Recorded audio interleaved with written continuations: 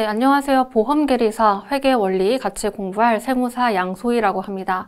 우리 앞으로 회계 원리 열심히 공부를 해볼 건데요. 자, 회계 원리 어떤 식으로 출제가 되고 또 공부는 어떤 식으로 해야 되는지 간단하게 오리엔테이션 해보도록 할게요.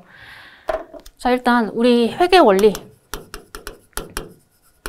라는 과목인데 회계 원리는 사실상 원래 좀 쉬운 학문인데 우리 보험계리사에 나오는 그 난이도는요, 쉽진 않습니다. 조금 난이도가 있기 때문에, 예를 들면 뭐 관세사라든지 감정평가사에 준하는 난이도이기 때문에 그렇게 쉬운 과목은 아니다. 그래서 실제로 우리 시험에 이제 꽈락률을 보면 꽈락률이 가장 높은 과목 중에 하나가 이 회계 원리가 되는 것이죠. 그래서 굉장히 좀 여러분들이 잘 해주셔야 합격을 할 수 있는 과목이 되겠고, 이 회계 원리는 총 40문제가 출제가 되거든요. 40문제 중에서 30문제가 이제 그냥 재무회계라고 하죠. 재무회계의 파트에 해당하는 과목이 되겠고, 나머지 10문제가 원가, 관리, 회계 이런 식으로 나누어서 출제가 되고 있습니다. 그죠? 그래서 이렇게 두 가지로 나누고, 일반적으로 우리 회계라고 했을 때는 당연히 이 재무회계 파트가 좀 당연히 범위가 넓고요. 어느 시험이든 마찬가지로 재무회계 파트가 범위가 넓어요. 그래서 가끔씩 어떤 분들은요, 원가 관리 회계 이거 별로 비중도 많지 않으니까 이거 그냥 제끼면 안 돼요? 라고 많이 얘기하시는데, 오히려 득점하기에는 원가 관리 회계가 득점하시기 굉장히 좋은 파트가 될 수가 있어요. 그죠? 그래서 둘 다 고루고루 공부를 해주셔야 되겠고, 그 다음에 특히나 우리 재무회계와 원가 관리 파트 얘네 둘 중에서 그 시험 횟수에 따라서 어느 부분이 더 어렵게 나오는지는 아무도 몰라요. 그죠? 그래서 둘 다 어렵게 나오는 경우는 많이 없고, 재무회계가 어렵게 나오면 원가회계는 쉽게 나오고, 그죠? 그 반대도 가능하기 때문에 평소에 공부를 하실 때는 전반적으로 공부를 하시고, 이제 내가 선별할 때는 실제 시험장에서 선별을 해주셔야 내가 풀 수 있는 문제와 그리고 넘겨야 되는 문제를 판단하실 수 있는 능력이 이제 길러지는 것이죠. 그죠? 그래서 우리 앞으로 이제 공부를 하게 될 때 기본 강의를 먼저 들어주시고, 그 다음에 문제풀이 해서 이 교재에 나와 있는 거의 대부분의 문제, 그죠? 거의 전부의 문제를 다 문제풀이 강의에서 풀이를 합니다. 그래서 특히나 우리 시험은 이제 좀 반복되는 유형의 문제가 많이 출제가 되기 때문에 문제풀이 강의가 굉장히 중요하다라고 보여지고, 그 다음에 마지막으로 기출.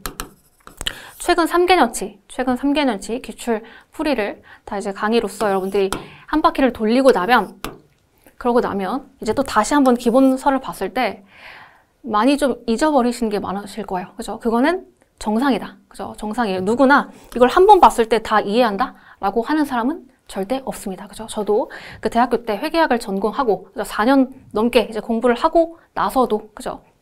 그때 당시에도 잘 몰랐어요. 그죠? 그래서 우리 회계라는 것은 워낙 휘발성이 좀 강한 과목이거든요. 워낙 그 범위도 일단 방대하기도 하고, 그 다음에 휘발성이 강하기 때문에 한 번에 내가 모든 내용을 내가 첫 번째 돌릴 때 다 완벽하게 마스터하겠다라는 욕심을 내려놓으셔야 잘 할 수 있는 과목입니다. 그래서 나는 첫 번째 돌릴 때는 비록 다 알진 못하더라도 그래도 어느 정도 좀 가볍게 일단 한 바퀴를 무조건 돌려본다라는 목적 하에서 우선 한 바퀴를 꾸역꾸역 돌려보시고, 이해가 중간중간 안 돼도 괜찮아요. 그죠? 안 돼도 괜찮고, 그런 부분이 나중에 다시 한 바퀴를 돌렸을 때는 아, 별거 아니구나.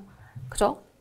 그리고 나중에 또 세 바퀴 돌렸을 때는 아, 이게 이런 내용이었구나 라는 것이 다 연계가 되어서 이해가 될 거기 때문에 무조건 나는 회독수를 많이 공부하겠다라는 목적으로 여러분들 공부를 해주시면 좋은 결과가 있을 것이라고 생각이 되고요. 그리고 우리 회계라는 것이 어렵다고 생각하시는 게 계산이죠, 계산. 그죠? 그래서 나는 수학 별로 안 좋아한다. 물론 이 계리사 공부하시는 분들은 좀 수학을 좋아하시는, 좀 숫자를 좋아하시는 분들이 많이 공부를 하시겠지만, 그럼에도 불구하고 이 회계라는 것이 너무 계산, 그리고 머리 아프다라고 생각하시는 경우가 많은데요. 계산은 누가 해주죠? 계산기가 다 해주죠. 그죠?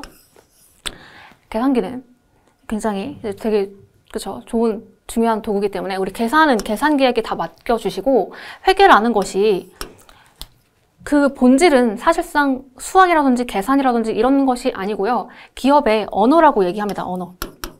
기업의 언어라고 해요. 실질적으로 우리 회계 원리를 배우는 이유는 재무제표, 재무제표라는 이 보고서를 만들기 위해서 회계 기준에 맞춰서 만들어야 되니 그러한 것을 우리 회계 기준을 배우는 이 회계 원리를 통해서 이제 학습을 하는 것이거든요. 그래서 이 재무제표라는 것이 보고서입니다. 보고서. 즉 한마디로 우리는 보고서를 만들기 위한 여러 가지 기준들을 배우는 거예요. 그래서 보고서라 하면 우리 기업이요, 얼마를 벌었고요, 얼마를 썼고요, 자산이요, 얼마 있고요, 또 빚진 것, 부채가 얼마가 있고요, 이런 것들을 보고하는 하나의 보고서, 즉 언어기 때문에 여러분들이 이런 부분을 꼭 생각을 해주셔서 너무 숫자적인 그런 마인드로 접근하시기보다는 논리를 이해하는 그런 방향으로 공부를 해주시면 굉장히 쉽고 편하게 공부를 해주실 수 있을 것이라고 생각이 듭니다. 자, 그러면 우리 기본 강의에서 뵙도록 하겠습니다.